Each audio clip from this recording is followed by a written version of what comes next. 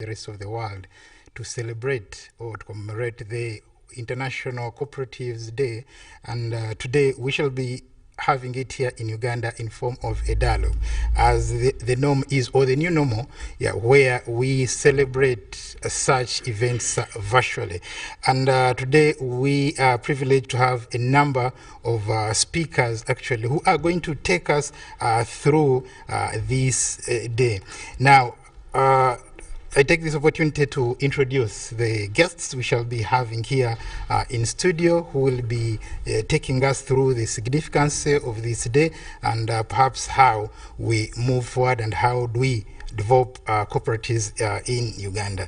Now, on my immediate right is Dr. Fred Muhumuza, who is actually going to be our keynote speaker. You're welcome. Thank you. Next to him is the CEO of Uganda Cooperative Alliance, or the General Secretary of Uganda Cooperative Alliance, Mr. Asimwe Ivan. You're welcome. Thank you so much, and good morning, viewers. Yes, and next to Mr. Asimwe Ivan is our guest, our chief guest, who is the Minister of Trade, Industry and Cooperatives, Honorable Francis Mwebesa. You're welcome. Thank you very much. Yes, and next to our chief guest today is the State Minister for Cooperatives, Honorable Frederick Ngovi Gume. You're welcome. Thank you very much. Good morning, viewers. And lastly, we have the Commissioner of Cooperatives Development, and also who is the Register of Cooperatives in Uganda, Mr. Robert Vario Varije, who is actually representing the Permanent Secretary. You're welcome. Thank you very much. Good morning, viewers and listeners. Now, we shall also be joined by some members of the Cooperative Alliance on Zoom, since everything is now scientific. And we shall be having Mr. Jonas Toyambe, who is the chairperson of the chairman board, Uganda Cooperative Alliance, and will be joining us on Zoom. We shall also be joined by Mr. John Nwagawa, who is actually the manager of Ankole Coffee Producers Cooperatives Union. And also with us here we have a partner, a partner of Uganda Cooperative Alliance from actually Stanbic Bank. Also, she will be making a presentation at the opportune time. Now, to kickstart our program today, I invite the CEO, or the General Secretary, Uganda Cooperative Alliance, Mr. Asimwe Ivan, yes, to give introductory remarks, and then after him, we shall be having the chairperson of Uganda Cooperative Alliance, who will actually be making his presentation via Zoom. But because of time, I'll give each one or each speaker 5 minutes so that we can be able to finish and complete this program in time. You're welcome. Thank you. Thank you so much. Ivan Asimwe, the General Secretary of Uganda Cooperative Alliance. And good morning, our viewers and listeners outside there. As cooperatives, we are really extremely honored and exceedingly gratified to be here today to commemorate the 27th Day of Cooperatives globally. And I want to take this opportunity on behalf of the cooperative movement to welcome our Honorable Minister, Honorable Francis Mwebesa, who is here with us, the Honorable Minister of State for Cooperatives, Honorable Gume, who is with us here, our Commissioner, who is also representing the Permanent Secretary, Ministry of Trade, Mr. Bob Barrio, and our senior partner and mentor, Dr. Fred Muhumuza. Thank you so much for supporting cooperatives. And as we all know, cooperatives globally are marking the 99th International Day of Cooperatives, which is also the 27th UN Day of Cooperatives globally. And here we are talking of over 1 billion people are members of cooperatives. And these cooperatives employ up to 10% globally of all people who are employed. And they contribute over 300 cooperatives contribute up to 146 billion US dollars. So here we are talking of a bigger portfolio. So cooperatives, the aim of the Cooperatives Day is to increase awareness of cooperatives and to promote the movement's ideas of international solidarity, economic efficiency, equality, and world peace. And this one has been, since 1995, the ICA and the United Nations, through the committee, have jointly set the themes. And the theme for this year is Rebuild Better Together. And why? It's because of the COVID-19 pandemic crisis which we are in. And so as cooperators, we are really looking at how best we can rebuild better together. This year, cooperatives around the world are showcasing how they are meeting the COVID-19 pandemic crisis with solidarity and resilience, and offering communities a people-centered and environmentally just recovery. Cooperatives will use this occasion to spread the word about how a human-centered business model sustained by the cooperative values of self-help and solidarity and the ethical values of social responsibility and concern for community can reduce inequality, create shared prosperity, and respond to the immediate impact of COVID-19. So I welcome everybody. I want to thank the cooperators outside there. Currently, our viewers, we have over 29,893 registered cooperative societies in the country, and these ones cut across the sectors of the economy. We have cooperatives in finance, which are SACCOs. A SACCO is a savings and credit cooperative organization. We have cooperatives in agriculture, mining, housing, transport, and health. So today in Uganda, we are really celebrating this day, and we want to call upon everybody to come and participate, to showcase how best they are contributing or they are complementing government efforts in combating the disease.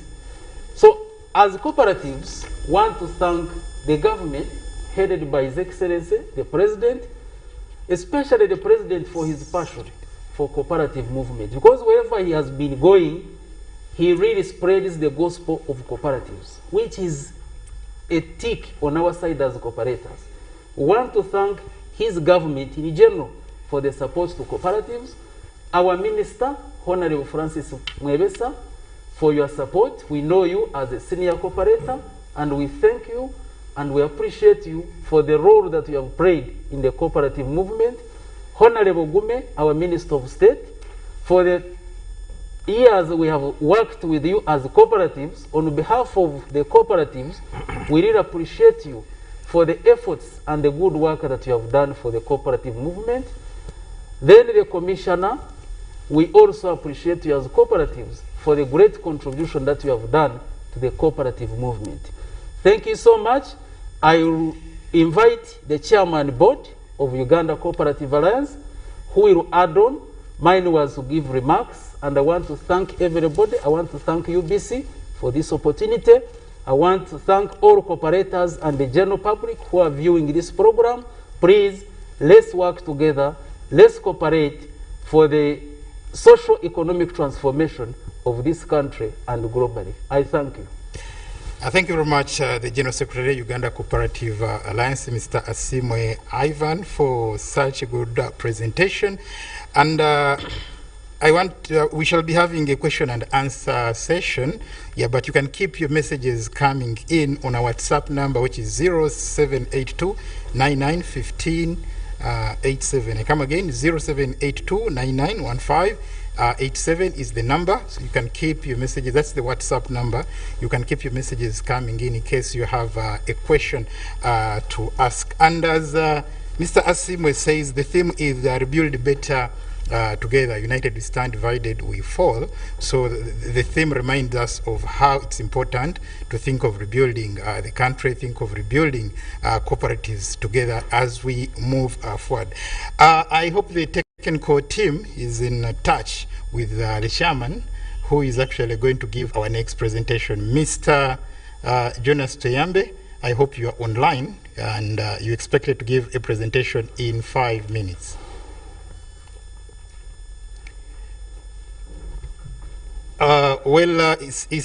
It's like we are for now we are not able to get in touch with him, but when we get in touch with him, we shall actually be bringing him on. Now, I take this opportunity to invite the Commissioner Cooperative Development, Commissioner Cooperative Development, who is also the Registrar of Cooperative Societies, Mr. Robert Barrio Varije, is to give remarks on behalf of the ministry, and thereafter invite the State Minister. Thank you very much, Moderator. On behalf of the Permanent Secretary, Minister of Trade, Industry and Cooperatives, and indeed on my own behalf as the Registrar of Cooperative Societies, I congratulate all cooperators, both in Uganda and globally, on reaching this 27th UN International Day of Cooperatives, which also doubles as the 99th International Cooperative Day. I, on behalf of the close to 30,000 also cooperatives across the country, including 10,394 agriculture marketing cooperatives, including 10,830 registered circles, including the recently inaugurated 6,394 Emyoga circles, including all the cooperative unions in this country. I congratulate all cooperators, and also would like to request our honorary ministers to address their people. So I'll not waste a lot of time since my honorary ministers are here. So at this juncture, I'll invite the Honorary Minister of State for Cooperatives, Honorable Gumengobi Frederick, to come in and address the cooperators. Thank you. Thank you very much, Commissioner Robert Barrio Varije. And I shall give the Minister 10 minutes because I believe you have a bigger presentation to make here. I want to thank the Commissioner, and I'm also very privileged to have joined my senior colleague, the Honorable Minister of Trade, Industry and Cooperatives, Honorable Mwebesa, and the colleagues from the Cooperative Alliance and the development partners. Ladies and gentlemen, I would like to congratulate all the cooperators within the country and worldwide. It is a very important day for us to observe, renew our commitments, and forge a way forward as cooperators. Ladies and gentlemen, I take this opportunity also to thank the President of the Republic of Uganda to have given me a second chance at the head of the management of the cooperatives in the country. I have a responsibility, definitely, as we observe this International and World Cooperative Day. I have a responsibility to renew and call upon the cooperators that now, under this pandemic, it is now not business as usual. But first of all, we ought to renew and to get to know what we are supposed to do, and what cooperators are. Suffice it to note that cooperatives are autonomous associations. Autonomous is very important. Associations of persons who are united voluntarily to meet common social, economic, and cultural needs and aspirations through a jointly owned and democratically controlled enterprise. So, when you discover that the cooperators come together voluntarily for a common purpose, it is very important that we have a responsibility as cooperators of increasing production and productivity alongside value addition, and hence we are very critical for Uganda's transformation towards an inclusive middle-income economy. And for sustainability and survival of these cooperatives in a liberalized market, we should be market-driven. The cooperatives must compete in the market by offering better incentives, products, and services than the middlemen. Because we're in a competitive market, our services must be above the middlemen for us to score more. We also, in these 5 years, are looking at entrenching cooperative education. This is key for embedding the cooperative culture, values, and strengthening the capacity of the cooperative movement. It is therefore important to build internal organizational values, entrepreneurship, strong leadership, and management. These are very critical for the survival of cooperative enterprises. Entrepreneurship, strong leadership, and strong management. We also have to look at a dedicated cooperative financing framework. This is very critical for harnessing and enhancing access to affordable credit. Suffice it to note that for the cooperatives to survive, the political economy of the time determines their success. Government has committed itself to revitalize cooperatives, and the government policies and interventions are also leveraging cooperatives in all possible ways.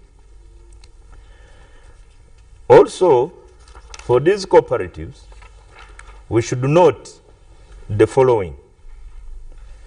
How were these cooperatives? Why were they formed? They were formed initially to curb market exploitation by the middlemen. The autonomy given to the cooperatives in the 1952 Cooperative Societies Act unlocked their productivity. However, in 1963, the post-independence period, their autonomy was reduced. Nonetheless, cooperatives continue to thrive as they benefit from government public policies. We also need to emphasize marketing boards. Initially, they were created with the aim of bulking trade and collecting foreign exchange on behalf of government. However, the monopoly was weakened, and the political instability in the 1980s directly or indirectly dampened these cooperative activities. But with economic liberalization, government divested its interests in cooperatives, withdrew direct support to cooperatives, and abolished the monopoly along with the commodity value chains. However, cooperatives at that time were not prepared to survive a liberalized and competitive market, and consequently, they collapsed.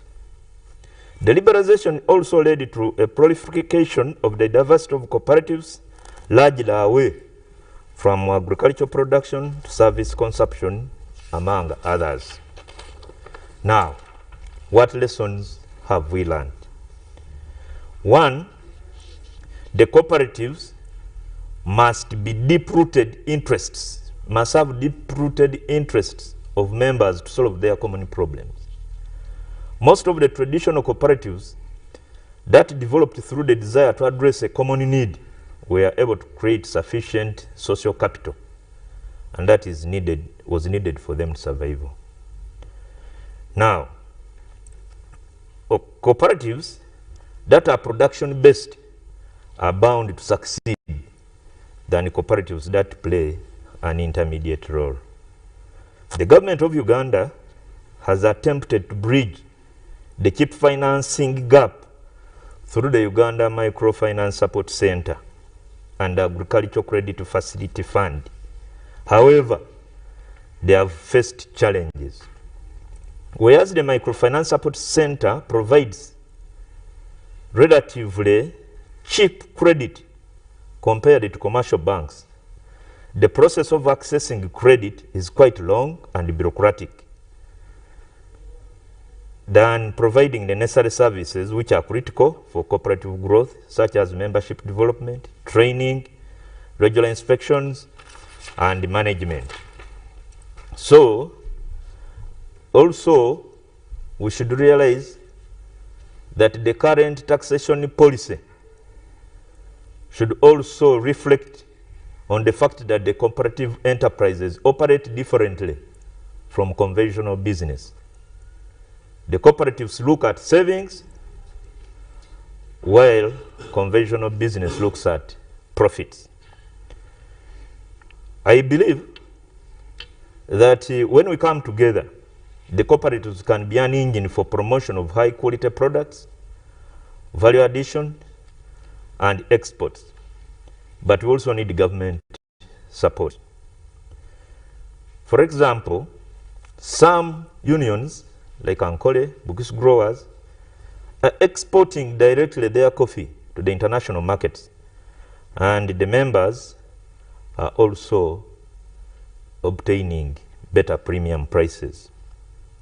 However, we have some challenges on the policy and regulatory framework.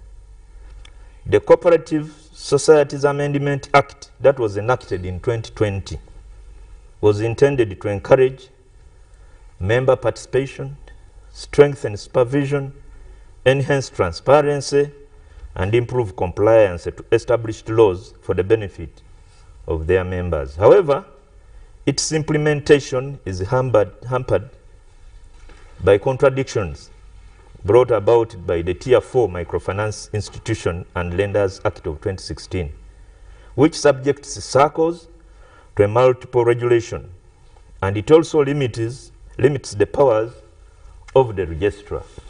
Ladies and gentlemen, for me, I have a belief that if we came together as cooperators and addressed our challenges and reduced on the conflicts, the management bureaucratic tendencies within the cooperatives, we can go a long way in contributing to the country's economic growth, especially in our dire move to achieve the middle status income.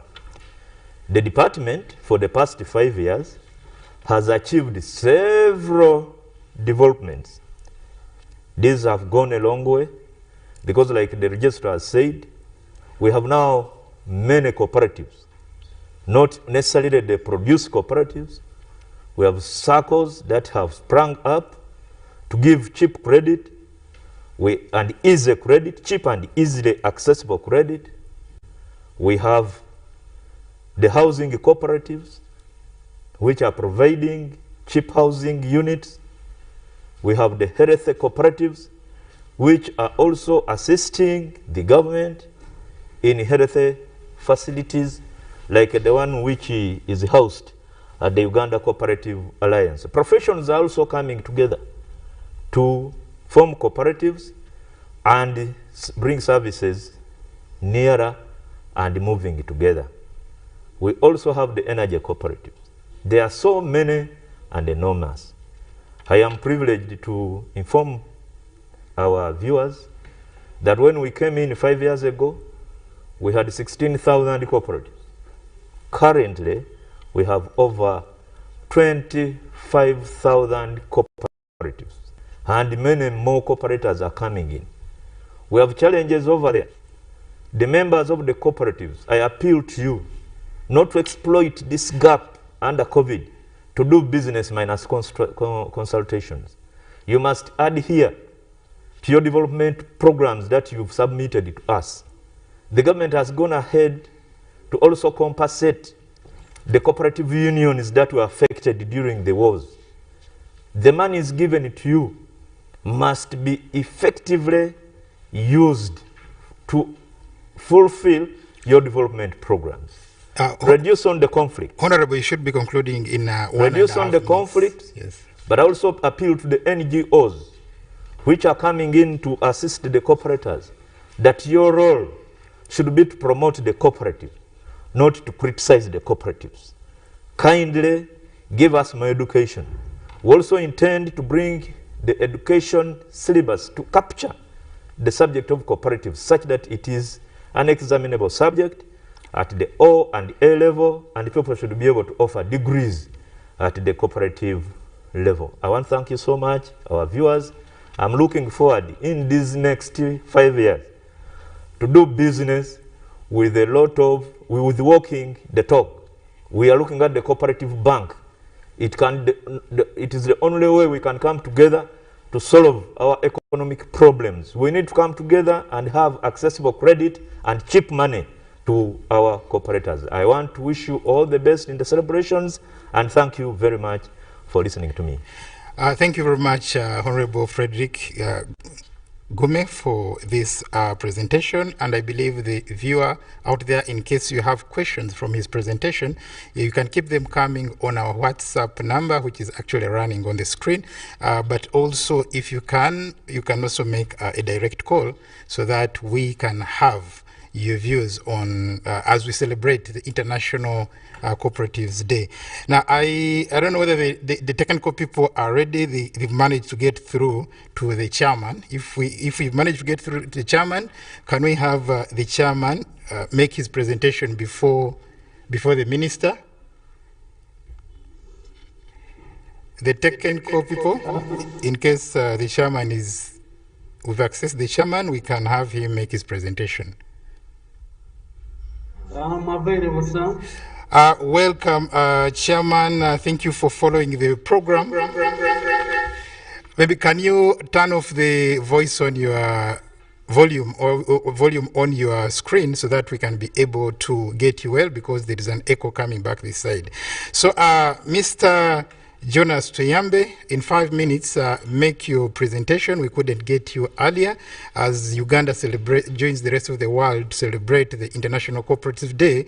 Everyone or everybody viewing out there would wish to hear from you, especially telling us how the cooperative movement in Uganda is actually helping cooperators in this particular trying time where, one, they are locked home, secondly, we have a pandemic amidst us, and how best they can actually steer production as and when we are having a pandemic.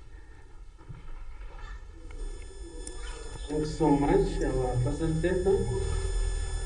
Hello. Yes, you're live on UBC TV. You are live on UBC TV.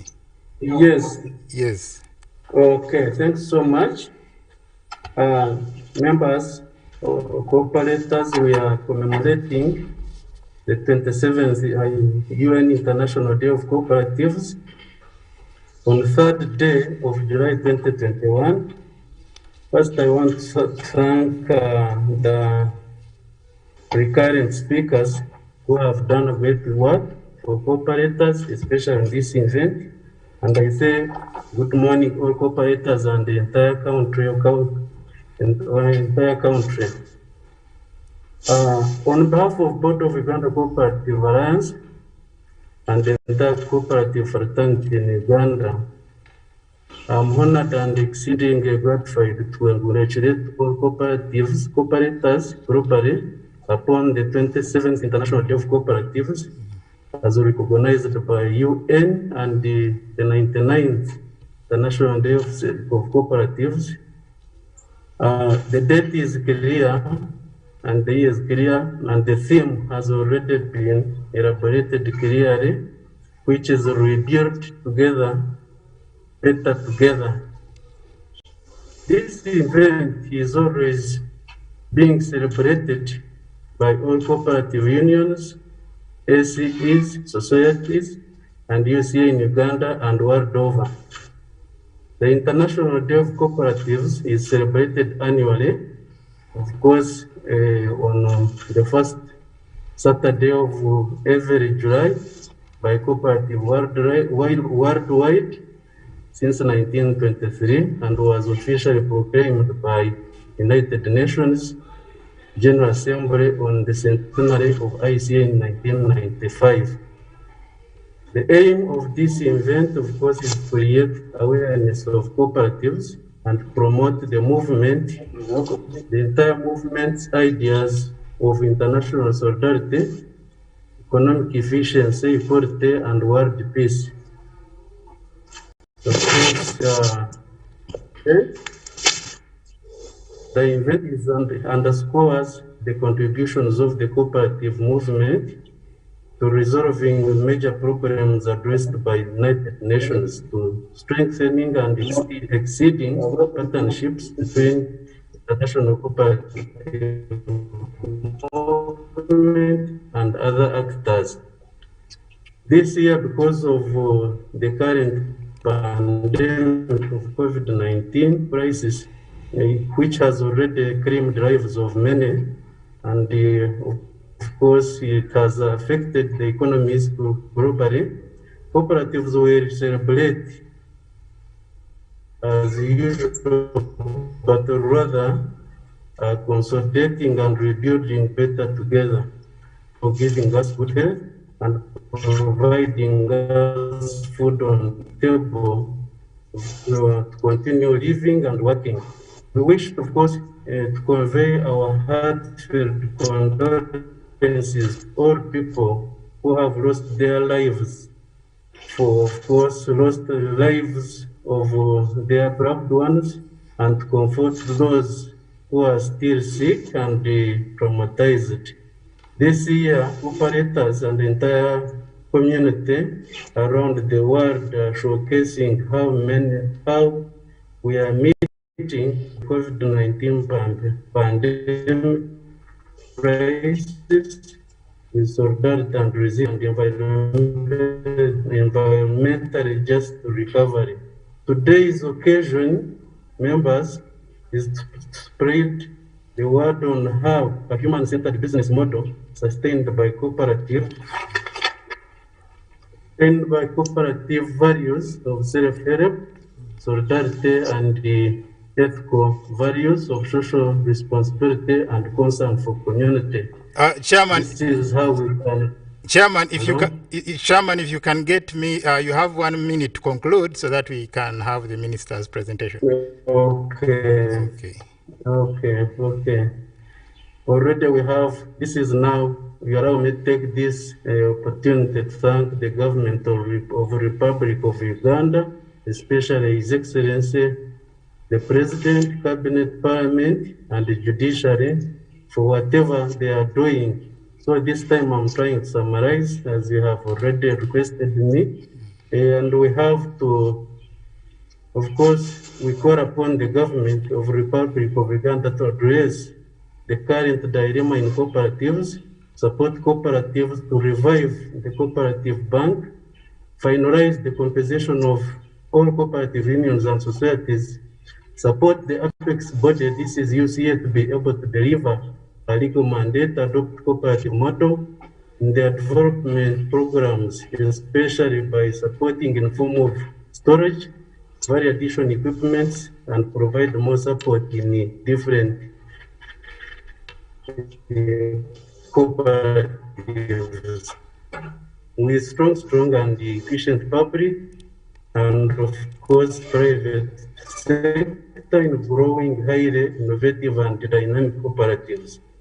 Cooperatives are important for people and communities they serve, but we are also, there's a crucial pillar for socio-economic transformation of all economies. We therefore call upon Chairman, I'm afraid I have to the cut you short. cooperative business model.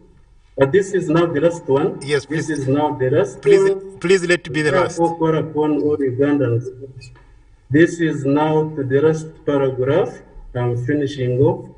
This is therefore to call upon all Ugandans to embrace the cooperative business model in rebuilding better together for God and my country. This is Toyambe Jonas, the chairperson board, Uganda Cooperative Alliance. Well, thank you very much, Chairman Jonas Toyambe, Board Chairman, Uganda Cooperative Alliance. We are sorry we couldn't get through when you were supposed to make our presentation, but we are happy we've managed to get to you. And I hope other presenters were also going to present online. I ask the technical team to keep trying them so that when their time actually of making their presentation comes, we shouldn't have actually issues connecting to them. Now, I take this opportunity to invite the guest speaker, who is actually the Minister of Trade, Industry and Cooperatives, Honorable Francis Mwevesa. You're welcome. Thank you very much.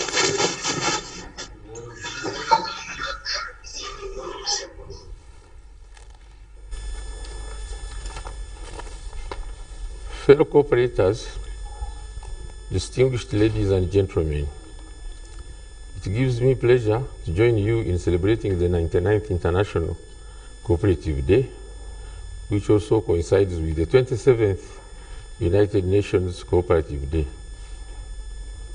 As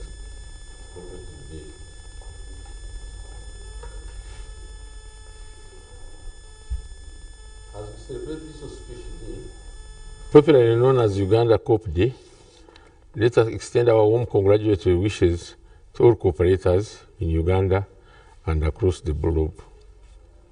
The theme of this year's celebration, Rebuild Better Uganda Together,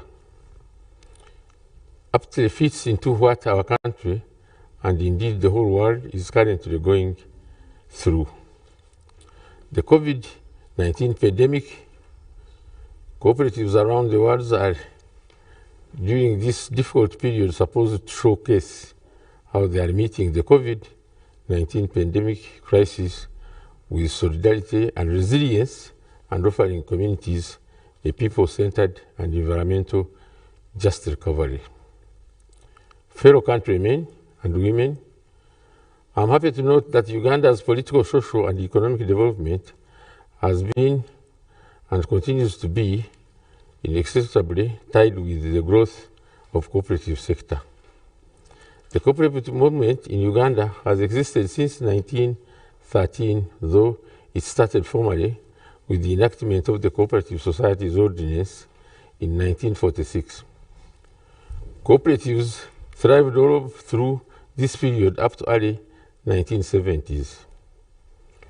In the mid-70s, cooperatives were grossly mismanaged, interfered with. This, combined with the loss and destruction during the 1979 liberation wars, significantly reversed the earlier achievements. The introduction of liberalization in early 1990 marked the beginning of a steady decline in performance of cooperatives. By mid-1990s, majority of cooperatives had completely collapsed. While I was being introduced, one person said, I'm a cooperator. I happen to know the whole... That is true, that remark was a true one. And from that time, I've not seen the cooperative movement being what it is. I happen to be even a neighbor of Anyankwere Kweterana, biggest plant in Imbarara. And when I came here, I have a passion for cooperative movements. It is very assuring to note that the NRM government has shown commitment and interest in reviving the cooperative sector over the past 3 decades. In recognition of the role cooperatives play in poverty reduction, the government has sought to create an enabling environment for cooperatives to develop and thrive. As many of you recall, government one time was at the forefront of forming a financial cooperative, SACCO, at every sub-county. Much as some of these collapsed due to several reasons, I will not dive into it today. Many of them are still existing.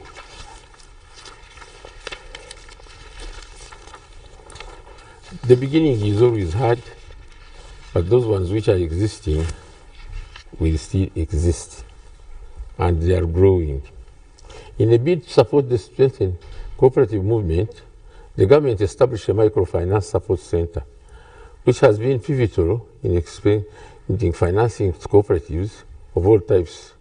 Government has indeed strengthened surviving cooperatives and promoted establishment of new ones. Last year, in 2020, HE, the President, established a presidential initiative on job and wealth creation, targeting organized groups engaged in various economic activities. Out of this single initiative alone, 2,184 sub-counties and municipal divisions, 10,595 parishes, and 70,626 villages, covering 146 districts across the country, have received funding to the tune of 205 billion. I am happy to note that my ministry worked closely with the Ministry of Finance, Planning and Economic Development, specifically microfinance, to achieve this short time. Ladies and gentlemen, much of Uganda has entered a long history of cooperatives. There is no guiding policy framework in place until 2011, when the first national cooperative policy was approved. It has become evidently clear that without comprehensive policy direction, government was poised to face a serious challenge in achieving a goal of revitalizing and strengthening cooperatives. My ministry, therefore, had taken on this responsibility, and we are able to develop the national cooperative policy that was launched in January 2011. Following the expiry of the policy, I wish to inform that the ministry engaged internally and with cooperators in reviewing it and formulated a new one. The final draft was scheduled to be presented to stakeholders for final review in 2020, but unfortunately, you know what has happened because of this COVID-19. Ladies and gentlemen, in addition to their invaluable contribution to the individual prosperity of our national economy, cooperatives in Uganda have played an integral role in fostering national unity and cohesion. It is for this reason government has placed the cooperative sector at the heart of the national development agenda, counting on the sector as a reliable development partner in terms of social and economic and cultural and political progress. This government, and indeed my ministry, therefore recognizes the importance of cooperatives in wealth employment creation to achieve a national development plan goal, increased household incomes, and improve the quality of life of Ugandans. We are therefore called upon to position cooperatives in parish development that the government is introducing this financial year. I make my personal remark on top of this speech. We shall go to the cooperators and find them in their places, not to come to us to solve the problems in our offices. Even as cooperative movement has positively impacted on lives and livelihoods of millions of Ugandans, it is incumbent upon us all to continuously raise the bar so as to safeguard the achievements registered so far. The full potential of cooperatives is fostering development is yet to be harnessed due to both internal and external problems. My ministry is cognizant of these challenges, and we are striving to address them to the biggest extent. In this regard, the government has already initiated or its process of initiating a number of policy regulatory measures which are not only designed to create an enabling environment for cooperative enterprises to thrive, but also to solve the structural bottleneck. My ministry is committed to addressing the leadership and governance of challenges being faced by many cooperatives, issues through effective and strengthening regulations and regular supervision. As I said earlier, we shall go to the cooperators, but not cooperators to come to us to solve their problems. Cooperators are also encouraged to put in place dispute settlement mechanism to avoid conflict. I also wish to reiterate that the government, through my ministry and other agencies, is keen on addressing other challenges like inadequate standard storage facilities, post-harvest handling, agro-processing, infrastructure. Government will, through Uganda Warehouses Receipts Systems Authority, construct or refurbish storage facilities, especially in rural areas, in a bid to promote use of warehouse receipts for agricultural financing. Other agencies like UNBS, Uganda Development Corporation, Uganda Experimental Promotion Board, others will provide auxiliary service to provide and strengthen the agro-processing sector. I also wish to inform the country generally, cooperative fraternity, that the government is working on measuring to address the problem of quality standards for our agricultural produce. In this connection, the Agricultural Produce Marketing Bill is being drafted and shall be presented before Parliament. The capacity of UNBC has also been strengthened to effectively address the challenge of quality standards. While we celebrate this important day, it is worth noting that the majority of the population do not have adequate knowledge about cooperatives. My ministry would like to encourage all cooperators, especially leaders and managers, to acquire a requisite knowledge of cooperative ideology and philosophy. In this regard, the cooperative training institutions are to revert to this ministry as the one responsible of cooperatives. These cooperative colleges will therefore reinforce the Management Training Advisory Training Center, which provides business and management skills. Ladies and gentlemen, as you are aware, one of the biggest setbacks to the cooperative movement was the loss of property and assets during insurgency. Government, through my ministry, is committed to fully compensating all the cooperative societies that lost property due to insurgency. Most of the cooperative unions have already received payment in compensation. This has helped in recapitalizing them, and they have now been revitalized.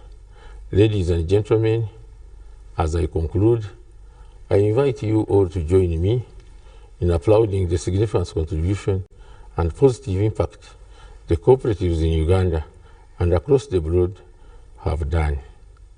I wish the cooperative movement every success as it continues to make Uganda and the world a better place for all humanity, uniting families, communities, nations, regions, and the globe. We indeed rebuild better together. That is the statement which I started with. We will indeed rebuild better together, and I'm confident that we'll see many stories of how the cooperative movement can help communities become stronger in the post-COVID pandemic world. God bless you all, for God and my country. Well, thank you very Francis much, Mwebesa. Honorable Francis Mwebesa, for your presentation. And the next item on the agenda, actually questions. In case anyone out there has a question, please, you can keep it coming. Our number is 0782991589. That is the WhatsApp number where you can keep your messages coming in. So far, the question I've so far got is Honorable Gume Ngovi did talk about reviving cooperative education. And we see that in Kenya and Tanzania, so as to actually get good managers for cooperatives, so as to get the good human resource for cooperatives, their cooperative colleges have since been elevated to universities, so much that actually even offer PhDs. Now, what is government doing so that at least the two also cooperative colleges we have, at least one of them should be elevated to university status? Thank you very much. Like you rightly said, we have so far cooperative colleges, one in Chibumba and one in Tororo. They offer diplomas. That is the maximum they offer. We are trying to liaise with the Ministry of Education that one of these colleges is promoted such that it can start offering degrees for the time being. Like you are aware, cooperative education is very paramount to the cooperative movement, and we're also saying that the cooperative as a subject be examined at the ordinary level and also at the advanced level. Why do we want it to come down? Is that the youth for the past few years have not had access to information. They have not benefited to learn of the fact that cooperatives can be well-meaning, and if people work together, they can promote themselves, their welfare, and also it can be used as a source of employment. So I agree with the fact that our next move now shall be to liaise with the Ministry of Education to have one of those institutions promoted such that we can have qualified managers at that level. I want to thank you. Well, thank you very much, Honorable Frederick Gumi Ngovi. Now, let's keep our answers short because we have a number of questions. And yes, the chairman did say that his prayer is that government should actually revive the Uganda Cooperatives Bank. And good enough also, our guest speaker, you did say that actually you witnessed the good old days of the cooperative movement. Now that you are the political head, what measures on behalf of government are you going to put in place? One, so that there is a revival, expeditious revival of the cooperative bank, but also seeing the cooperatives get back to their good old days. Yes, Honorable. It goes to Honorable Mavesa. Yes. Yes, yes. Talked about the cooperative bank. I mean the chairman of UCA. UCA, yes. Talked about the revival of the cooperative bank. But that is a policy which has been consented upon. Now, what we need to understand, we are lucky. We have the Uganda Cooperative Alliance and we have the registrar. They are the next in line of action.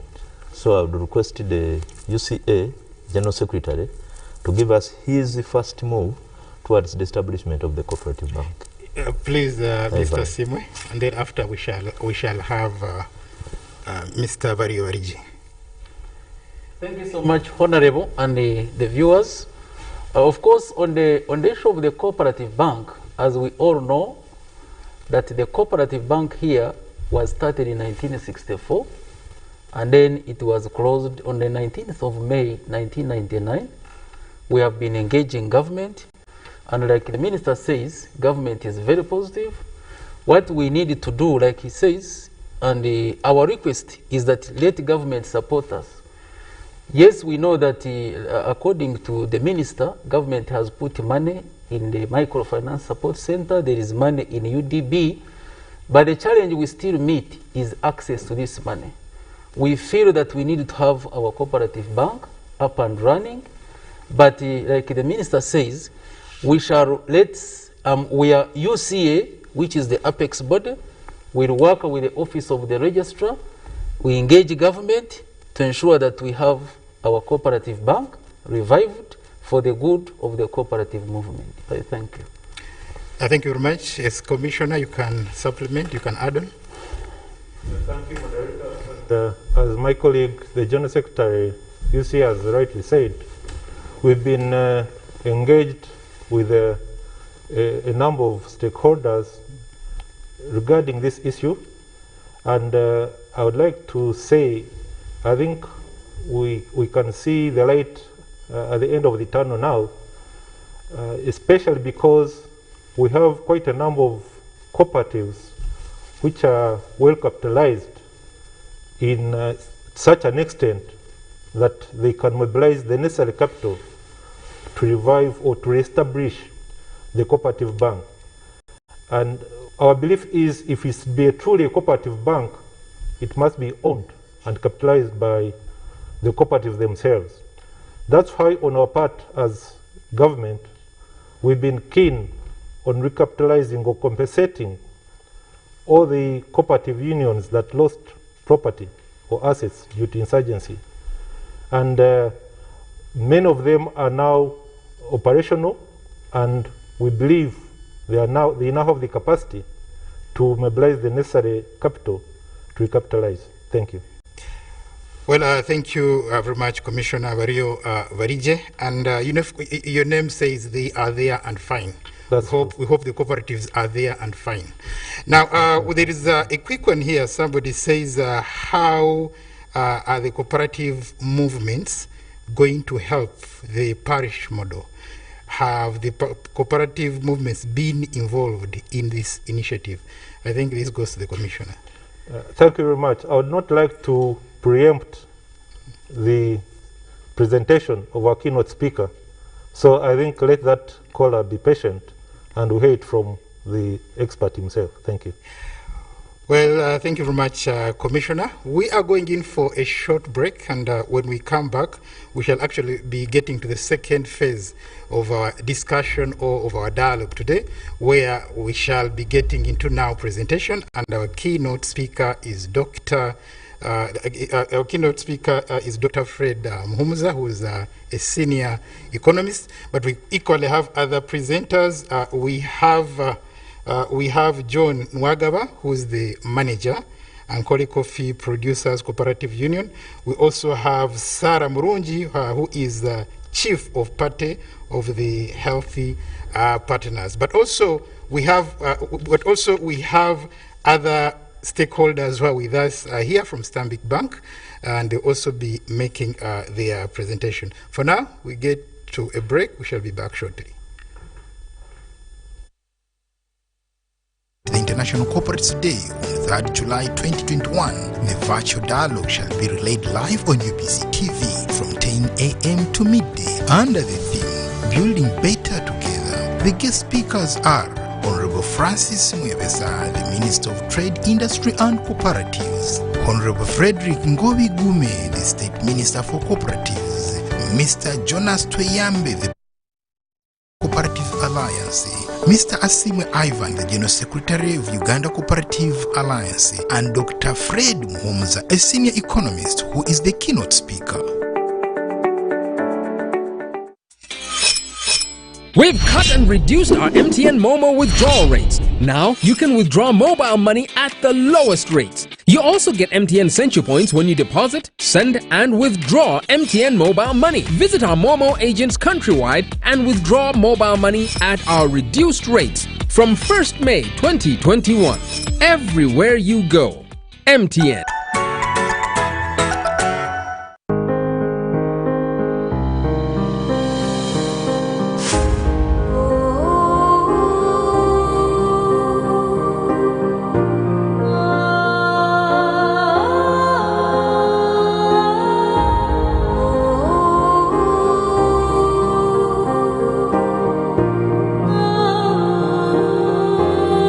COVID-19 chijja kugwa. If we get vaccinated now, observe social distancing, wear a mask properly, sanitize or wash our hands with soap and water regularly. Together we can defeat this enemy.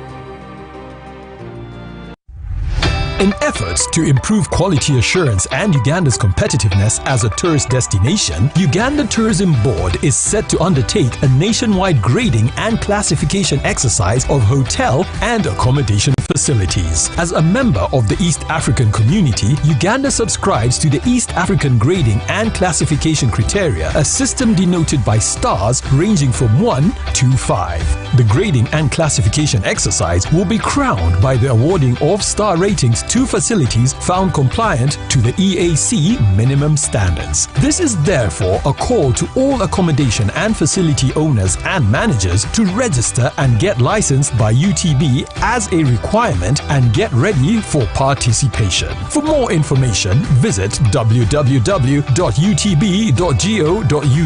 or email qualityassurance@utb.go.ug for details. Uganda Tourism Board, promoting tourism together.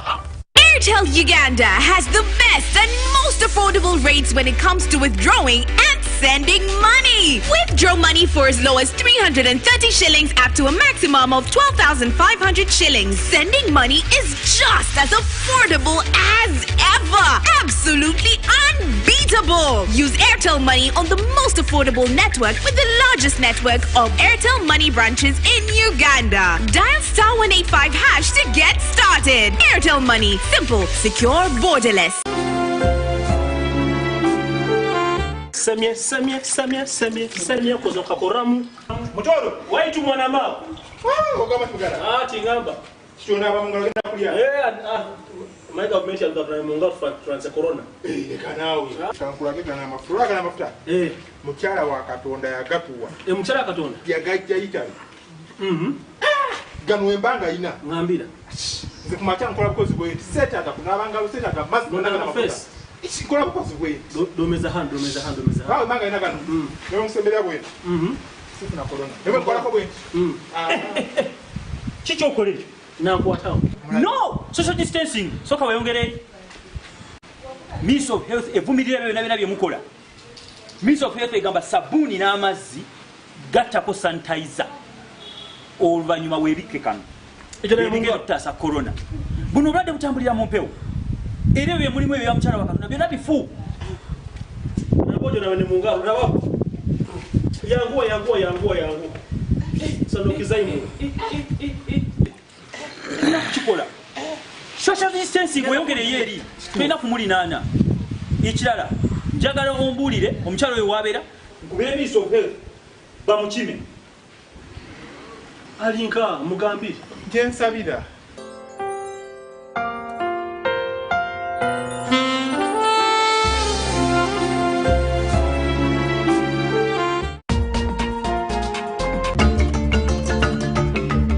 Nature that nurtures our life on Earth determines the geographical surrounding that should be protected and preserved by the community. Our environment is a program that will showcase the importance of human responsibility in a healthy environment, that is to say, conservation, waste management and recycling, disease prevention, biogas to mention but a few. On UBC, Inspiring Uganda.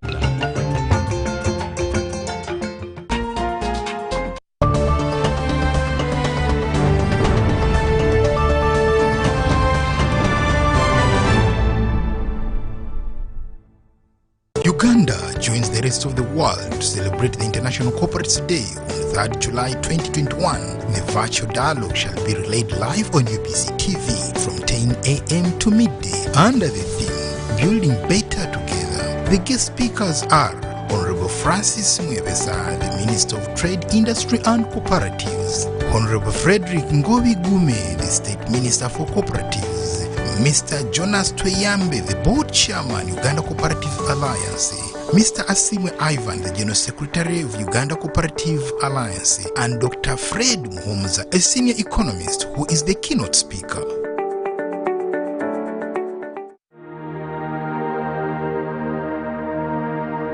On the journey, Uganda joins the rest of the world to celebrate the International Corporates Day on 3rd July 2021. The virtual dialogue shall be relayed live on UBC TV from 10 a.m. to midnight.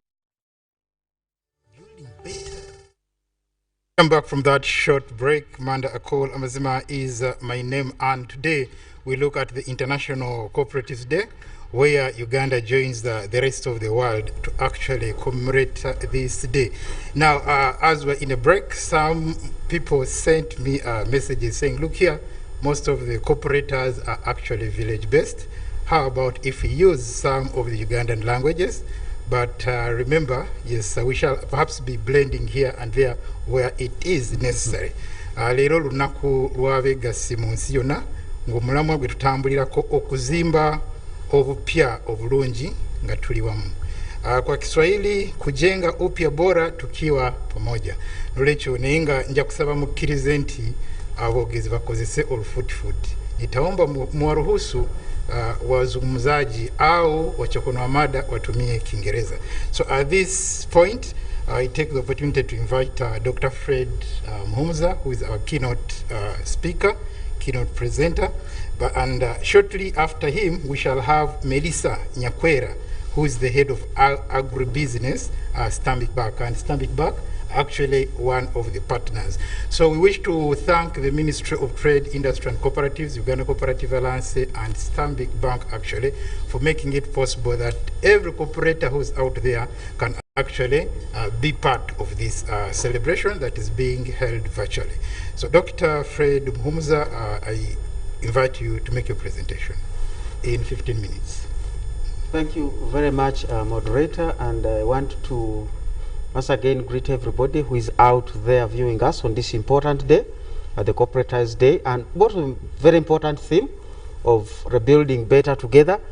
We're in the middle of a pandemic. It has already affected our lives, it has affected our livelihoods, it has affected our economy, so there's no better theme than talking about rebuilding this better together. I'll be running through a few things and highlights that really we want to talk about, that focusing on cooperatives and the COVID pandemic is an important thing for us, and we are putting this within the context of the parish development model, which is part of the National Development Plan 3 implementation framework. It shouldn't be very new to very many people. We know there have been quite a number of people out there who have thought that the parish development model is new. The word parish has never been new. I grew up in a parish, I grew up in a village, I grew up in a sub-county.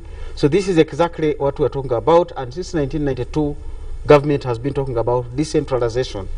And decentralization goes all the way to the villages. We have a number of government institutions that have already been using this framework for the delivery of services. We all know that in the means of education, the objective is to have a primary school in every parish, a secondary school in every sub-county. So these have already been implementing planning and implementation based on the parish model, or the parish as a unit of planning.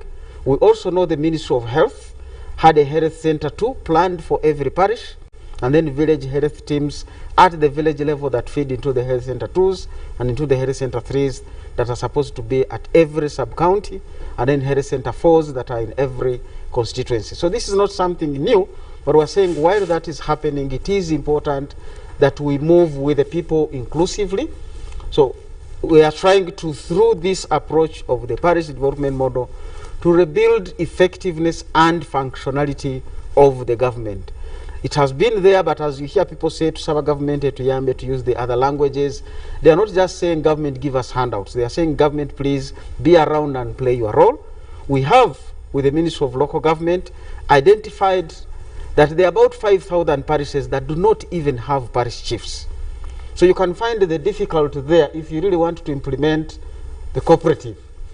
And the commissioner cooperative here sends a message. Who is he sending it to when there is no parish chief? It will end at a very high level with the cow, or possibly with the sub-county chief. So we are saying let this authority of government go all the way down. Similarly, there are about 500 to 700 town boards or town councils that actually are not operational. They were created, the politicians are in place, so you can imagine a commissioner who exists, a councillor who exists, but actually the operational structure of government is not there. So the parish development model is about that. How do we mobilize the communities? And this partnership with the cooperatives is very, very handy, because government needs to work with the voluntariness, the willingness of the communities themselves to associate themselves and work together. But also there is the aspect of the legality. I mean, there are so many languages and words being used out there, federations, associations, and all sorts of things. Cooperative is the word, because cooperative has a legal framework. If you do not agree with the law, laws are there to be reformed to match and the status. You don't set up a parallel system. So I would be very happy the things we are calling associations and what, let government run along the cooperative model. Let government run along the cooperative system. People are already organized at society level, those unions, and they come all the way. My presentation has a few things, and if they can show you possibly the slide that shows the trend of how the economy has grown, because we are talking about rebuilding. Let's move on to the next slide, please. Keep moving on, the next one.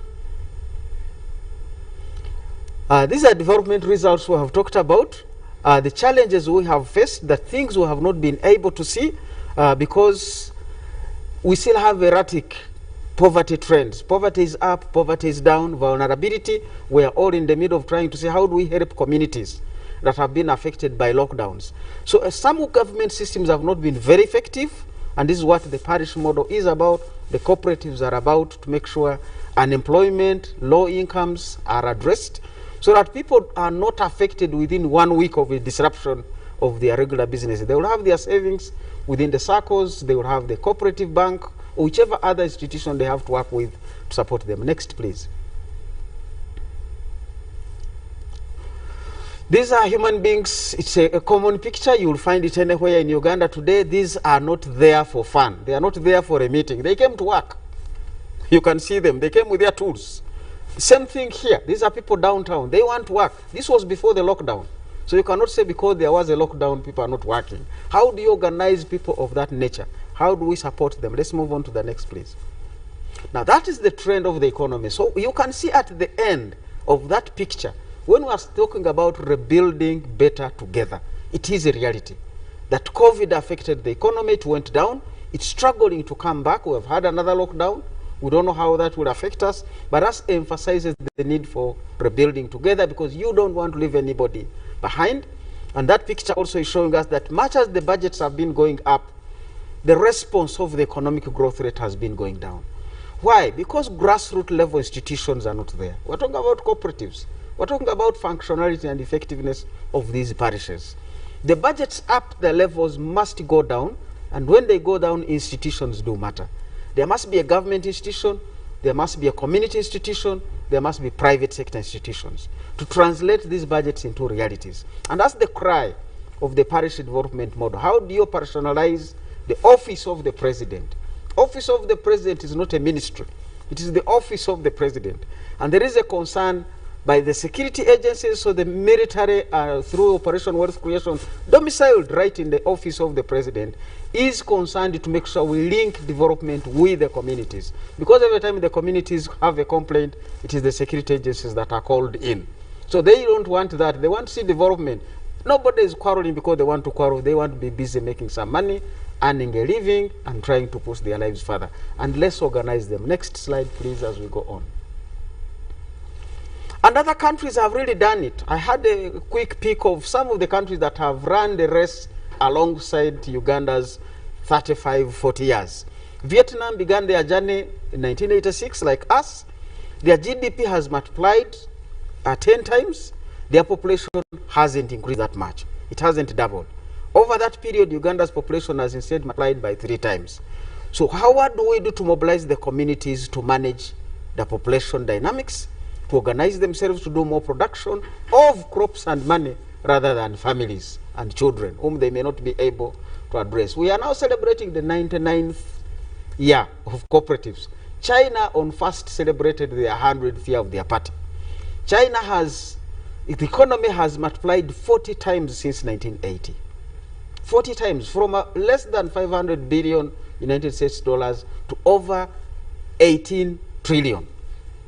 And China, as we all know, is a socialist. We are talking cooperative. It's a socialist selfless. You may talk about communism. It is about organizing communities to work together. Over those 40 years, China has eradicated something called absolute poverty. 800 million people have been moved out of poverty. It's not because of guns. We have always known China for guns, for phones, but it was about cooperatives, organizing the communities for a cause and driving that cause. And you can see they have been able to do it. Let's move on to the next, please. What is the status of Ugandan household? When you look at that slide there, you will actually see that the bulk of household incomes is being consumed on housing, education, and health. That one eats up almost 75% of the people. Now, people who are that vulnerable with their limited income, because these are basics of life, housing, utilities, food, eating up 75, you can only save such people by putting them together, to put their resources together. And I want to move on to the next slide that speaks actually to what is this Paris development model. You can skip that slide because I've already explained what the Paris development model is all about, that it's not new, that it has been there. Let's move on to the next slide. Want to be able to save time. These are the structures. Most people think the Paris development model is about giving money. It's a myoga, it's another ntandikwa. No, it has 7 solid pillars. And as you can see them there, the immediate one that we are talking about that needs to come into play is actually the one on governance and administration. The chief administrative officers have already received instructions to recruit the parish chiefs. The parish chiefs will put in place the parish development committees, people who understand the issues. And you already have seen the dilemma. Honorable Prime Minister is ready to compensate the poor, but where are they? Who knows them? If we already had these systems functional, the LOC one, the parish chief, the village chief, the communities would know who needs to be helped, whether with a phone or without a phone. These are the things we are trying to address by putting government functionality and effectiveness on the ground, so that we can know the vulnerable, we can know the poor, and they can be targeted, they can be supported through all those structures of production, through structures of infrastructure, putting up education and health facilities. We are now all realizing that the health facilities need investment, but the communities have already suffered. A basic thing like a simple delivery, a basic thing like simple immunization have not been happening in some of these places, and we never get to know because government at the ground level has not been there. So we want to mobilize the communities for health. Let's move on to the next slide as we come close to the end. That framework helps us really to, so if you move it from the left to the right, you will see a pentagon, which is really talking about the resources of the communities. The 5 letters there that you see that resources have social capital, they have natural capital, they have physical capital, they have financial capital. These are the things they need to pull together as communities to address their livelihoods. And in the middle, we're talking about the structures that are needed, the level of government and the private sector. But these can only support communities when they have already ganged up together. We have had people talk of middlemen. When people are pulled up together, there is safety in numbers. We want to pull up the people together so that the laws and the policies will help them get to the right way. We're looking at results of these livelihoods, reduced vulnerability, improved food security, everything that we have been mentioning as government, but we have not seen as I've illustrated below. And also COVID has really shown us that the people we thought were food secure are actually not food secure. So grassroots-based institutions, the commonest of them is going to be the cooperatives. And it's not just about Uganda. Let's move to the next slide. I possibly have 2 more. Here we are saying cooperatives the world over. This is the case of Europe. They have over 140 million members with over 4 million employees and 180,000 enterprises. This is a cooperative movement in Europe. It developed well. So it's not about poor people. How did Europe develop? You need to go back and see the role that has been done by cooperatives, by them working together, dairy cooperatives, coffee cooperatives. We can have all sorts of things, but there is benefit in cooperating together. We create jobs, we reduce reduction, we'll be able to beef up. And this synchronizes very well that while communities mobilize themselves, the parish development model is mobilizing government to be effective, to be functional at those levels. The sky will be the limit. Let's move on to the second last slide, or possibly the last one. That the cooperatives and the parish development model have a way of, they will help to stabilize those economic cycles. We are right now in a cycle, as I've shown you earlier. The economy has gone down. How do you help people to rebuild back? We can only do that better together. The theme was very, very handy, and it's a global theme, speaking to the concerns in Uganda. Cooperative business will help stabilize the communities. The people who are trying to help, growing up in the 70s, in the 80s, the cooperatives were there to help us go through those hard times. Even when without money, they will be there to help you, standing for you at the school, and you will not be sent home, because the coffee will eventually be sold.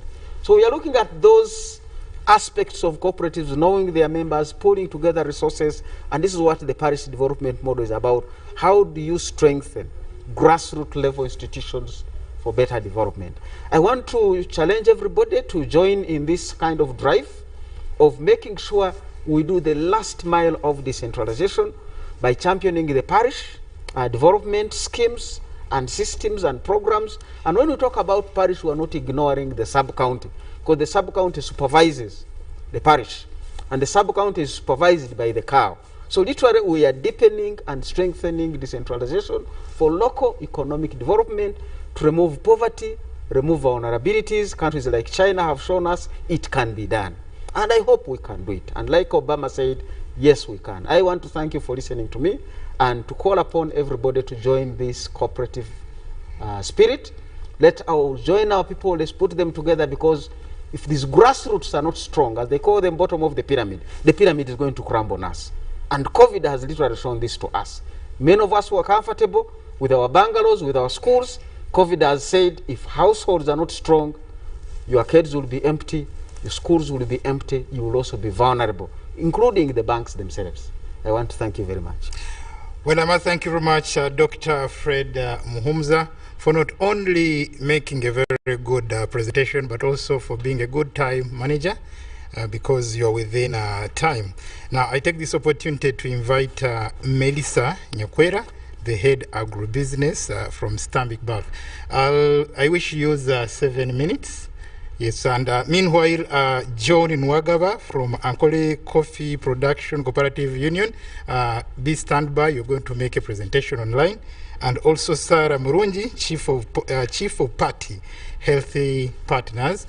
I beg that you're also online. So you're welcome. In 7 minutes, please make a presentation. Come and use this.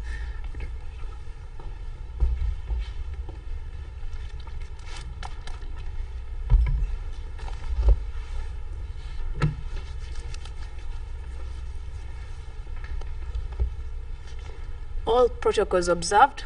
Good morning, viewers and fellow presenters.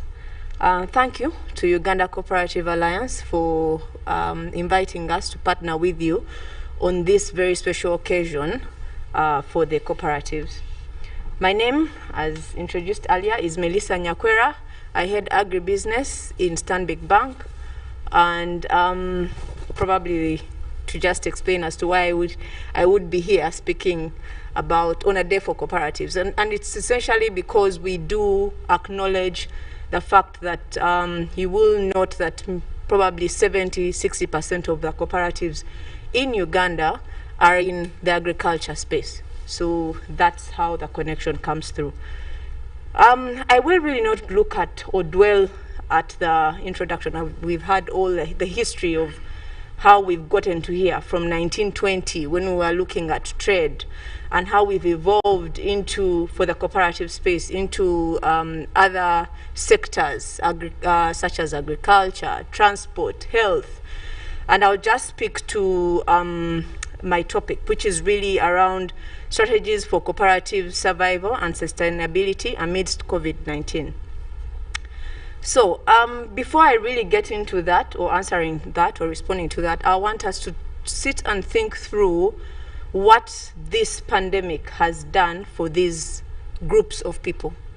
And there are 4 main things that have been affected. One is their ability to operate normally.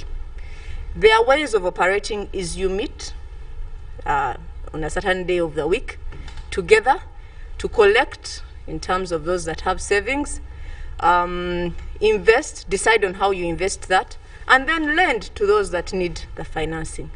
Now, in the current restrictions, that is really not happening. That's the first challenge that they are facing. The second one is The majority of these people are in the informal sector, and as such are not actually trading.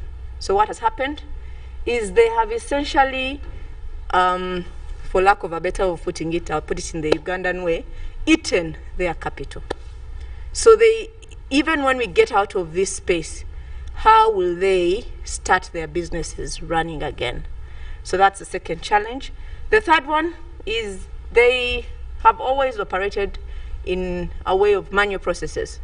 You know, they run, they use paper, at the very most Excel, to really run their businesses. And then the third challenge is, I think this one Honorable Francis Mwebesa did talk about, is around their management or governance levels, the lack of the capacity to run these entities sustainably, in a sustainable manner. If they were able to do this, then they would be more resilient to such shocks as COVID-19 has presented.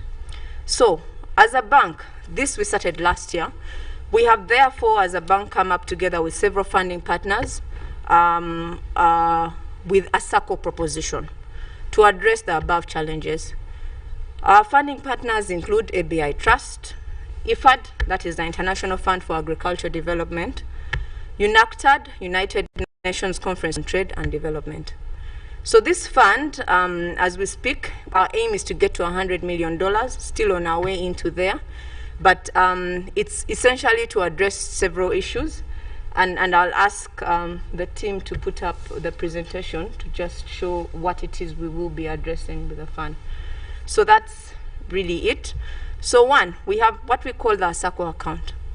The SACCO account is as a way of rebuilding these entities, the cooperatives, that are really looking to save, invest, and give credit to their members. We have what we call, we have a SACCO account where they will have, they are able to transact without any charges.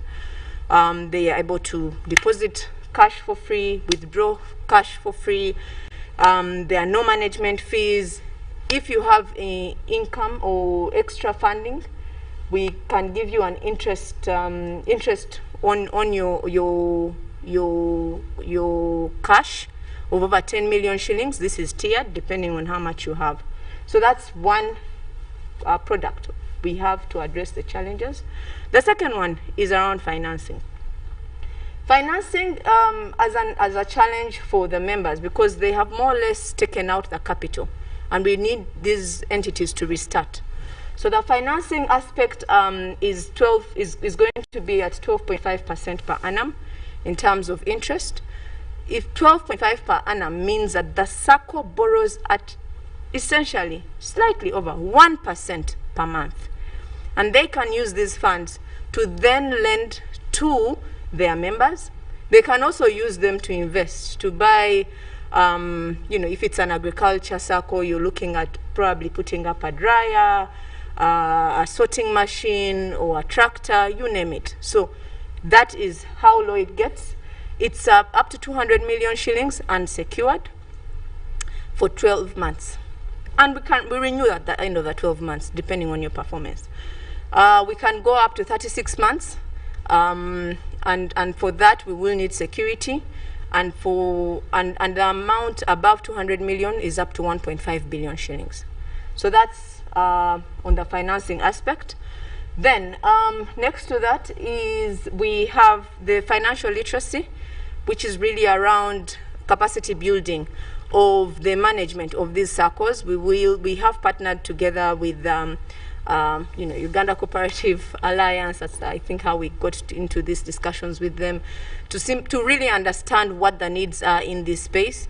So these SACCOs that come or participate with us do have access to to literacy, to capacity building for their management members, but also financial literacy for the members of the SACCOs. This will be done through our Stanbic Business Incubator, which has several hubs around the country. In addition to that, we have the digitization of the SACCOs. and village savings groups. We understand, I did talk about the fact that they run their business manually. So we have partnered together with different fintechs to be able to digitize these SACCOs. They are more or less financial institutions. So what we are trying to do is to give them platforms, banking platforms, you would say, for themselves. So that's what that digitization aspect is. Then to ease their financial transactions, we encourage that the SACCOs register as bank agents, which would allow them to be able to receive funds from the members as well as disperse the funds. Also for the members, we've got what we call the Flexi Wallet. It's an electronic wallet that allows them to also move funds electronically without having to meet. This one is really to address the challenge around the physical weekly meetings. So this wallet will allow them to carry out disbursements, to receive loans onto their wallets, to also make, repayments on their loans. And for the SACCO, it allows them to have, if you've digitized and then your members are on these wallets, it allows you to have dashboards for reconciliation purposes without having to go do it the manual way. So this really is what we have available, and our plan, our hope and belief is that it does address the challenges that the SACCOs are facing. We've also included the village savings groups, and we are here and ready to work with many more. We already have some, but we are ready and open to work with the several that are also out there. I've had interesting numbers. We've talked about over 20,000 SACCOs in this country. So it's just to say that we are available to work with them and give them these very good opportunities so they can thrive in this current environment. We also would like to continue to partner with community leaders, government and stakeholders such as Uganda Cooperative Alliance as we look at bringing this economy back to its former glory. Thank you so much. Stay well and keep safe.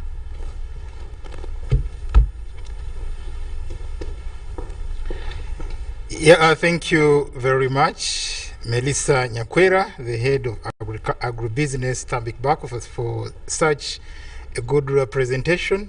And indeed, the cooperators out there, there is hope. Yes, there is hope. That is, if we can get united. Now, at this juncture, allow me invite John Nwagaba from Ankole, who is joining us on Zoom. Because of time, I'd wish Nwagaba you use 5 minutes. I hope you're ready on Zoom. Hello, John. Hello. Am I getting to you? Well, John. Yes, you are getting to. Okay. Thank you very much. So, make your presentation in the next 5 minutes. Okay, I will try my level best. I'm trying to. Okay, I will try to be faster. So, protocol observed. My topic was on how cooperatives can be used to meet the COVID-19 pandemic crisis with solidarity and resilience.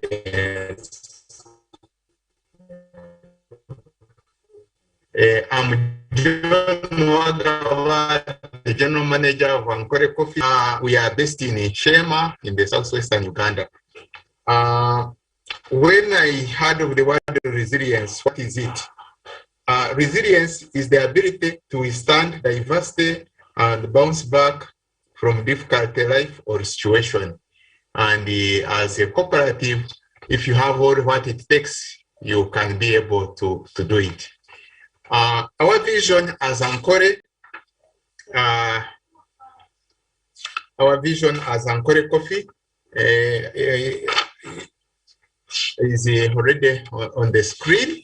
I don't want to repeat it, but I can talk about the mission is to promote mutual economic interests of member farmers in sustainable way through production of good quality coffee and other products, value addition, and bulk marketing. Then the other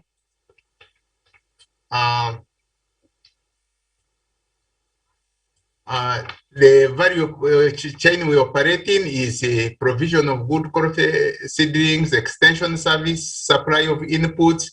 That's the whole value chain we have. Then the next slide is about social responsibilities. As ACPCU, we have done a lot of social responsibilities. We support schools recently, even under COVID. We put up a big classroom block at Nyakashambia Primary School. But all along, we have also been doing other schemes. We do a scholarship scheme. Even under COVID, we supported a few students to complete their studies, especially those who are at the universities. They would approach us. And previously, we had constructed with our member societies 13 classrooms in 6 different schools, and also we did 7 housing units. As Ankore Coffee, we operate a community clinic, and also we supported other clinics. One of our member societies constructed a 3-ward health center at Health Center 2 in Kajunju. We have also done housing units for health workers.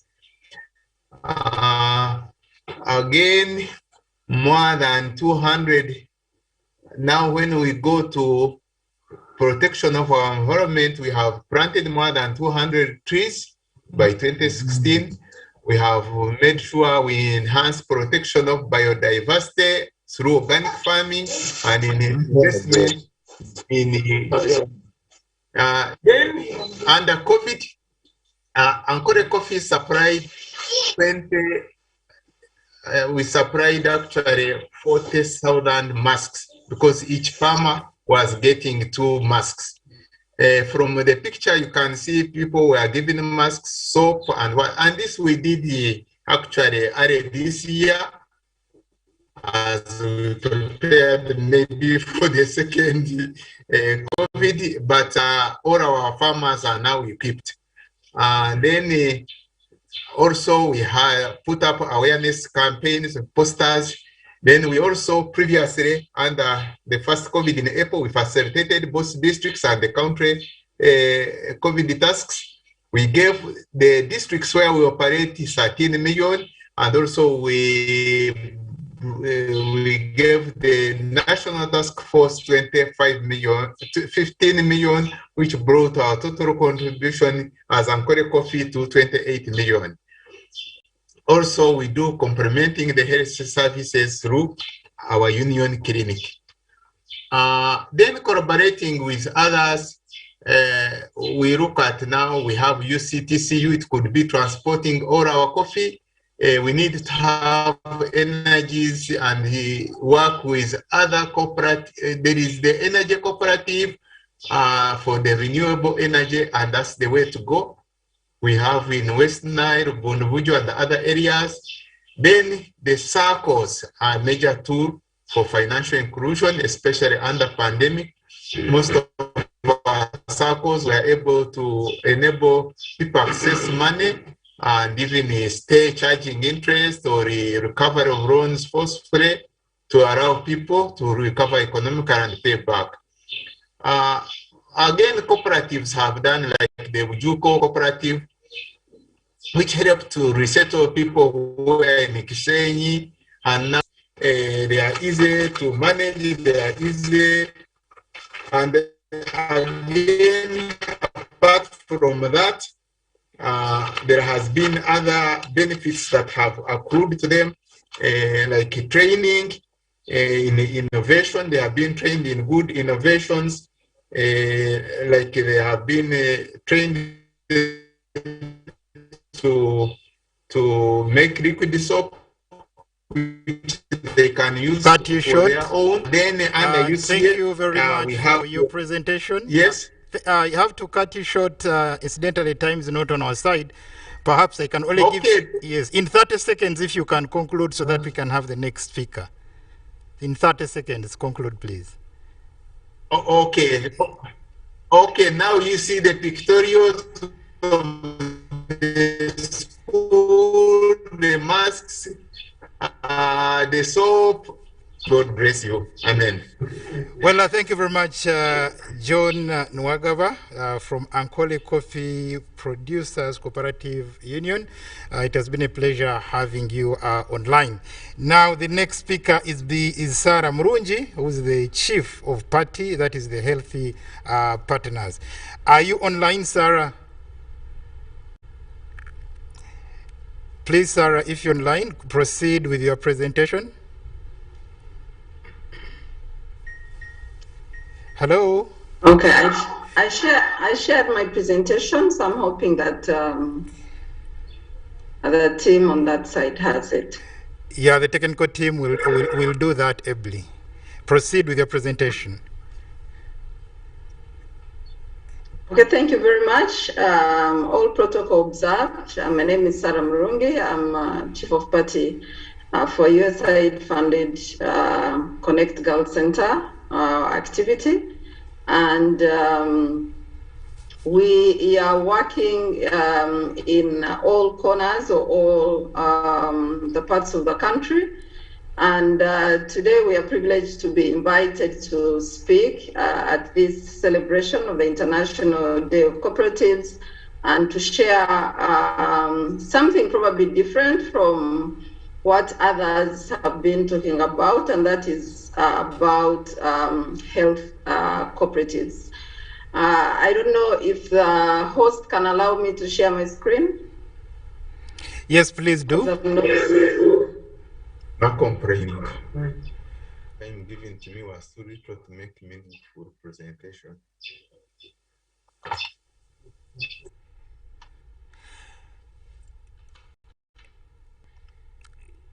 Yes, can we have Sarah's presentation?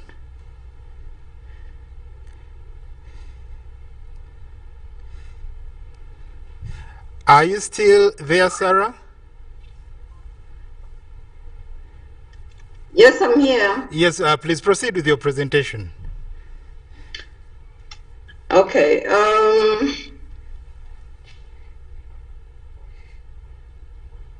I don't know what to say. You're being heard. You're being heard. Proceed, Sarah.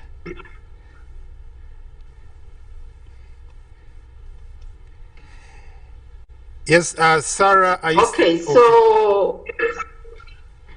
Can you hear me? We are hearing you perfectly well. Okay.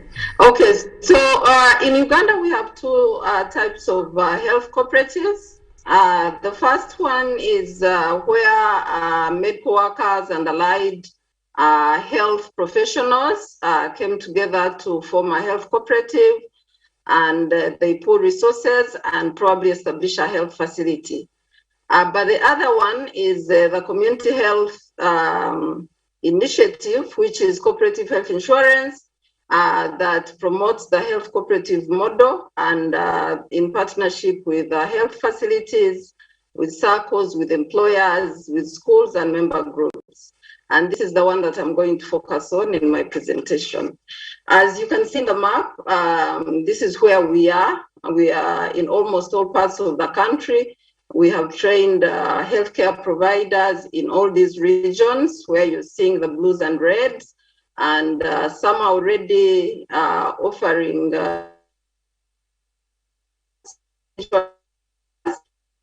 not yet and being prepared to start offering care.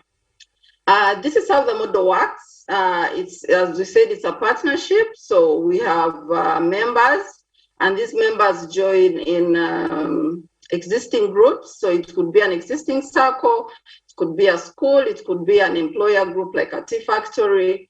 And those identify a provider of choice because they need to access quality care, and which is also affordable. And each provider will have a data entrant who will focus on ensuring that services are only provided to members who have paid their premiums. And then these will form the health cooperative, and then they will elect a board. So the membership fees, the shares are paid into this account, and also the provider at the end of the year, if they make any surplus, they contribute 10% to that reserve fund.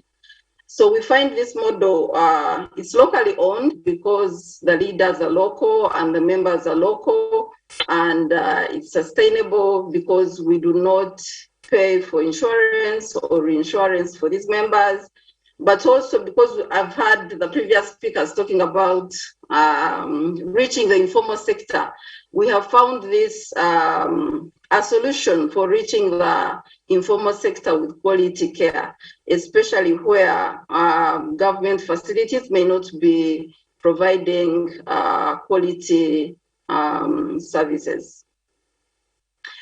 This is our newest health cooperative that registered in the Elgon area in December, and here they are displaying their certificate. We didn't have a health cooperative in that region. Most of them are in southwestern Uganda. So that is our recent one that registered with support from Ministry of Trade.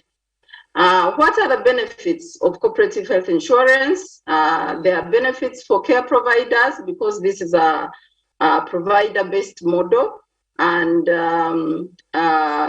members pay their premiums directly to the provider. So that prepayment helps the facility to plan and then also to maintain drug stock because they have money in advance to be able to pay for this instead of getting them on credit. They are able to motivate their health workers, but also this model improves the relationship between the community and the health facilities because they have meetings where they discuss their issues. If a health facility is not providing quality services, they'll have meetings to discuss. But also health facilities provide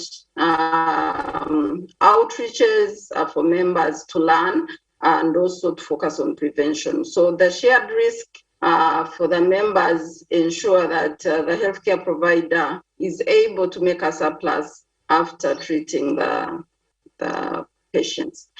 This is one of the testimonies from one of our the health facilities that is on the scheme, especially during COVID. They said they received 72 positive cases and 3 of these were cooperative members. And because of the continued education, they were able to just treat them and send them home because they had sought care early. And these patients encouraged their contacts to quickly come for testing, which helped the other families and the contacts instead of being critically ill. This is Kakoma in Isinjiro district.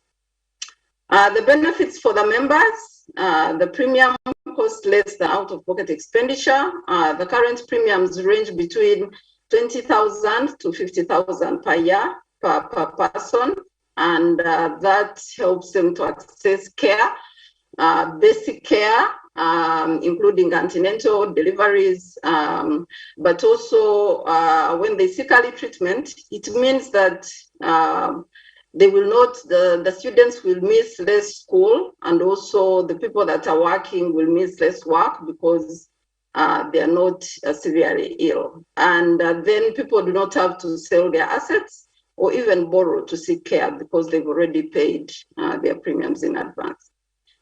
This is one of the testimonies from one of the members that benefited from cooperative health insurance. She says before her husband joined, they used to spend a lot of money on medical care, but after they joined, she was able to get an operation and get treatment as part of the 20,000 premium that they had paid. And she was able to save the rest of the money to improve her diet. So there are many such stories in the community out there, and we can share them if people need them. Sarah, are you getting me? Yeah, you can. Now I can hear you. Yeah, conclude in the next 30 seconds. Time is not our best ally. Yes, I will, because I'm finishing. Okay. Health cooperative in the COVID crisis. There's a lot that health cooperatives did in the COVID crisis. This is Chitanga Health Center 3 in Ruchiga County. It was offering PPEs to other facilities. This was on offer because they were able to secure them early. They were able to offer to other private health facilities.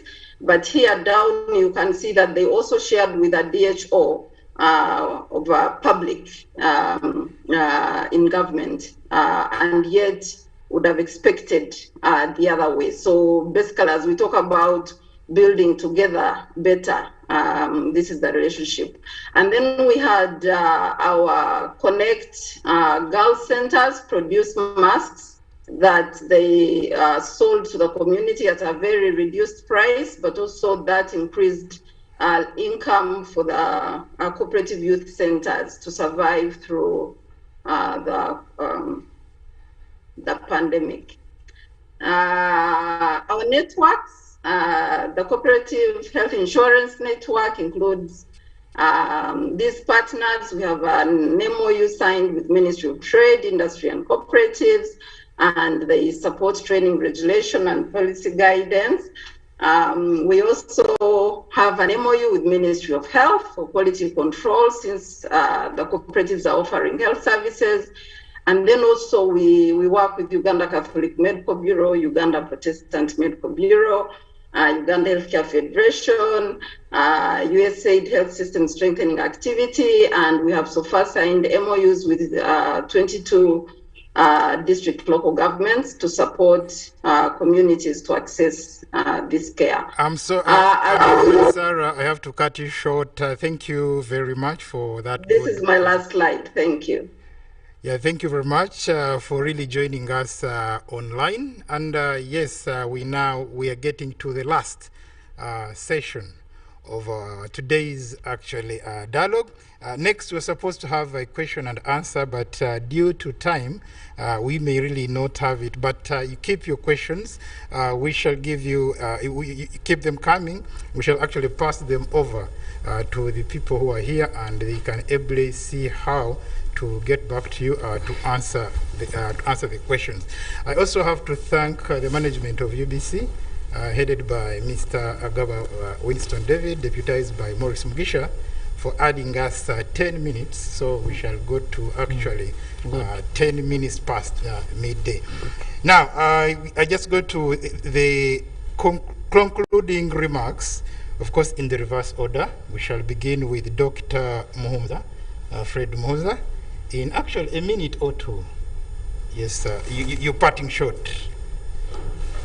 Yeah, my parting thought is really to once again congratulate the political leadership of the ministry. I know the president talks about addition and subtraction, so it's not easy to get there. We are looking forward that you are going to subtract the challenges in the communities as you add value to these communities. And we are looking forward to partnership with everybody from the academia, from the community levels. We are ready to partner and bring in new ideas and continue having the conversations as you provide that political leadership. And to the communities, I think this is an initiative that is about us. Let's work together. COVID has told us that if we are not together, we really get a lot of problems. But also as communities, we have shown, even to the Ministry of Health, because I want to believe a lot of COVID cases are being handled at the community level. So we have shown that the community actually can partner with the mainstream structures of government and deliver results better and faster. I look forward to this engagement continuing as we move into the 100th year of celebrating the existence of the cooperative system. Thank you very much, Dr. Fred Muhumza. Then invite Mr. Simon Ivan. In a minute or two, your parting shot. Thank you so much. I want to, first of all, thank the Honorable Minister, Honorable Francis Mwesa, and the Honorable Minister of State for coming here to preside over this function. We are so grateful and so appreciative as a cooperative movement in the country. Thank you so much. I want to thank government in general for creating an enabling environment for us to be able to celebrate. We want to thank our partners, Stanbic Bank and others who have really supported us in ensuring that we celebrate this occasion, and also support the cooperative movement.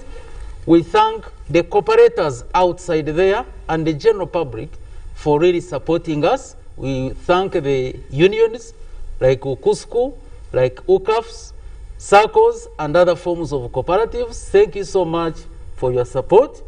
We want to thank the board of UCA for making it a success, together with the management staff of Uganda Cooperative Alliance. We want to thank the ministry in general, the Ministry of Trade, Industry and Cooperatives, for really working with us to make sure that we have this day a success. We want to thank the media.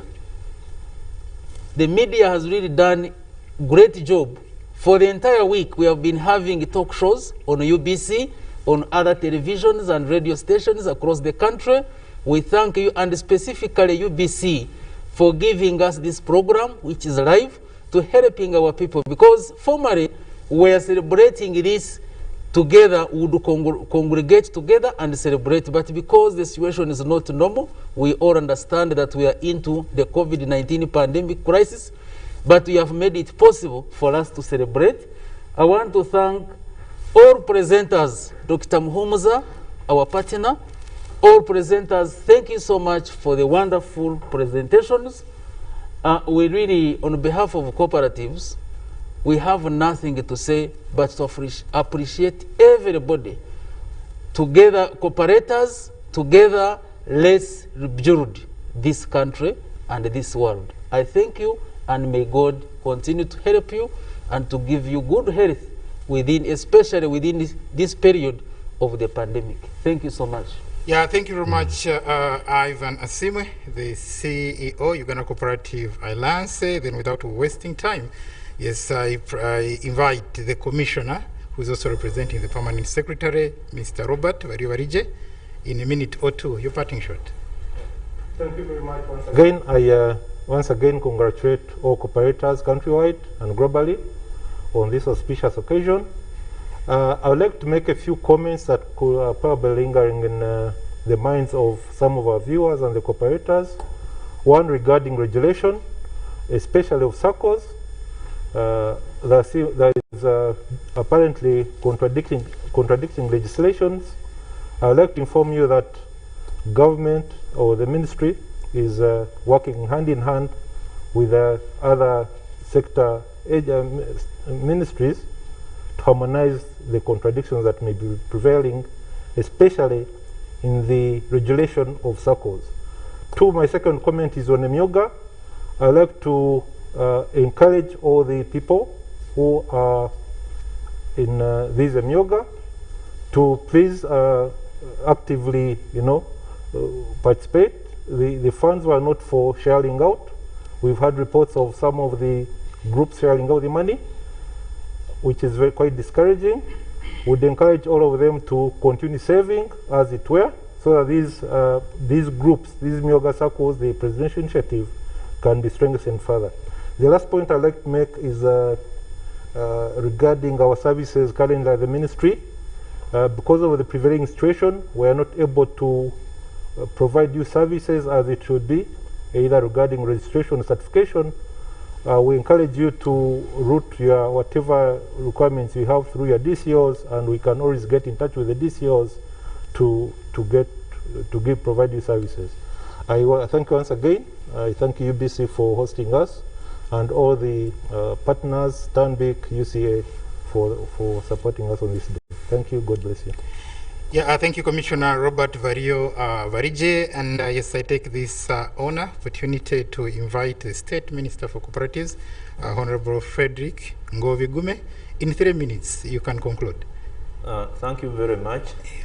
I would like to thank my colleagues with whom who have shared this morning, my senior colleague, the Minister, and all development partners. I would like to thank and congratulate all the cooperators for reaching this day. I would like to request that in the middle of this pandemic, we observe the Ministry of Health SOPs.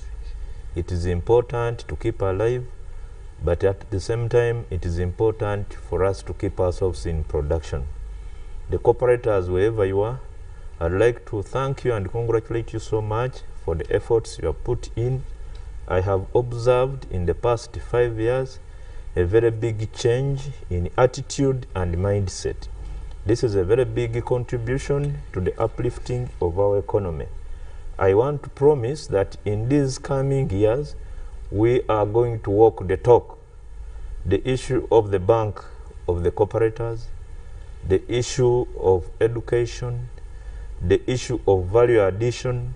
We are also going to concentrate on reduction of the post-harvest losses.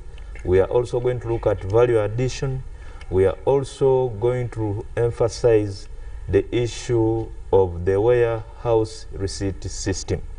In so doing, we will be bringing you together and enabling you achieve more income than what you have been doing. We would like to recruit, and I would like to request everybody down there to join the cooperative movement, embrace the Myoga, also the parish model, as we shall be moving out in due course. I want to request to thank you so much and kindly observe the SOPs and keep the candle burning. Congratulations and thank you very much. Thank you, Honorable Frederick Gume Ngovi, for that presentation.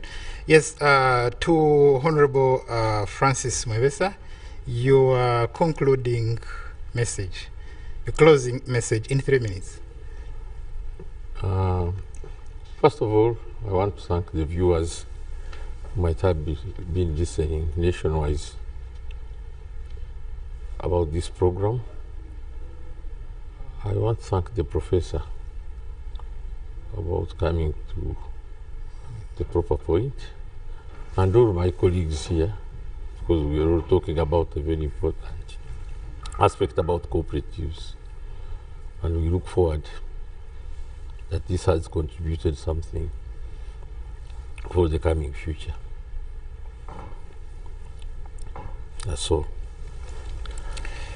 Yes, thank you, Honorable Francis Mwebesa, the Minister of Trade, Industry and Cooperatives, for keeping it short. And yes, to our viewers, balabi abalungi, olunaku wetulujaguza wetuti nga tutambulira ku mulamwa okuzimba obupya oba obujja obulungi nga tuli wamu.